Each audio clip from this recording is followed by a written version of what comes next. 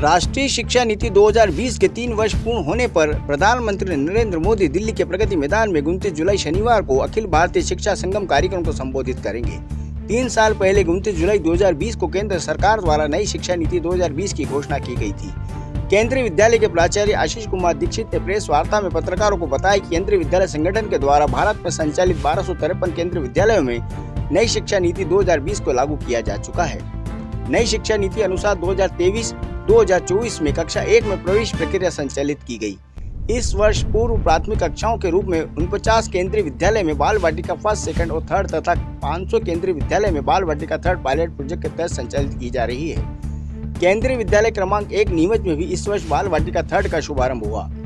Vidyanjali portal से सभी केंद्रीय विद्यालयों को जोड़ा गया है। केंद्रीय विद्यालयों में स्मार्ट क्लासरूम तथा टैबलेट मल्टीमीडिया प्रोजेक्ट के साथ मिशन एम के तहत 340 अटल टिंकरिंग लैब गठित की गई है। केंद्रीय विद्यालय क्रमांक 1 नीमच को पीएम श्री विद्यालय का दर्जा प्रदान किया गया। इस दौरान जवाहर नवोदय विद्यालय रामपुरा नीमच के प्राचार्य नंदकिशोर पंवार ने भी प्रेस वार्ता को संबोधित करते हुए नई शिक्षा नीति के प्रावधानों, क्रियान्वयन और स्मार्ट क्लासेस तथा कौशल विकास केंद्र एवं खेल एकीकृत शिक्षण क्लब गतिविधियों आदि के बारे में विस्तार से जानकारी दी। जवाहर नवोदय विद्यालय रामपुरा को पीएम श्री का दर्जा मिला, जिसके बाद परिसर में एक कौशल विकास केंद्र का संचालन भी किया जा रहा है। केंद्रीय विद्यालय और नवोदय विद्यालय के प्राचार्यों ने संयुक्त रूप से कहा कि हम नई शिक्षा नीति को लेकर दृढ़ संकल्पित हैं। कॉन्फ्रेंस नेशनल एजुकेशन पॉलिसी की तीसरी वर्षगांठ के उपलक्ष्य में रखी।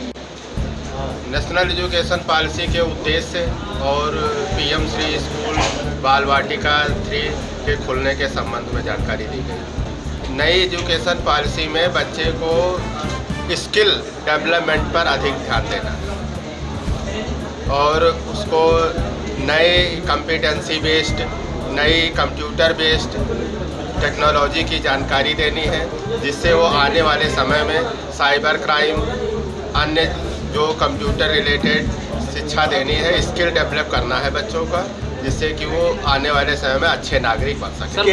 नीमच के केंद्रीय विद्यालय में इसी वर्ष से कंप्यूटर बेस्ड टेस्ट चालू किए गए हैं, जो कि ऑनलाइन टेस्टिंग का जो प्रोग्राम है, CUT वगैरह में बच्चों को नीट वगैरह में कंप्यूटर बेस्ड टेस्ट देने पड़ते हैं, तो उसकी प्रैक्टिस अभी से चालू कर दी गई। पीएम श्री के द्वारा गरीब तबके के बच्चों को छात्रवृत्ति मिलेगी और गर्ल्स को, सारी गर्ल्स को फ्री किताबें, फ्री यूनिफॉर्म और DBT के माध्यम से उनके अकाउंट में भेजा जाएगा। सर, एक्चुअल में NEP का जो मुख्य उद्देश्य है छात्रों को एक तनाव रहित शिक्षा देना, और जब तनाव रहित शिक्षा वो ग्रहण करेगा तो नेचुरली उसकी जो लर्निंग की पावर है वो बढ़ेगी।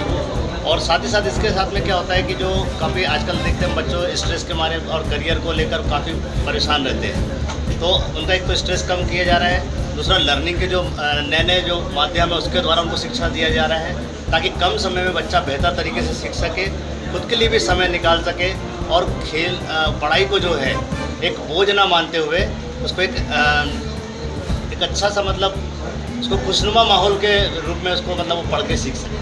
तो क्लास 8 हम लोगों को क्या है, बच्चों को मातृभाषा में भी उसको पढ़ने की मतलब अनुमति है।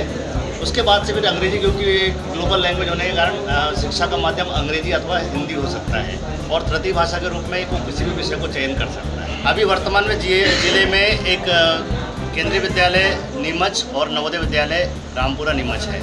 ये 2 पीएम श्री विद्यालय है।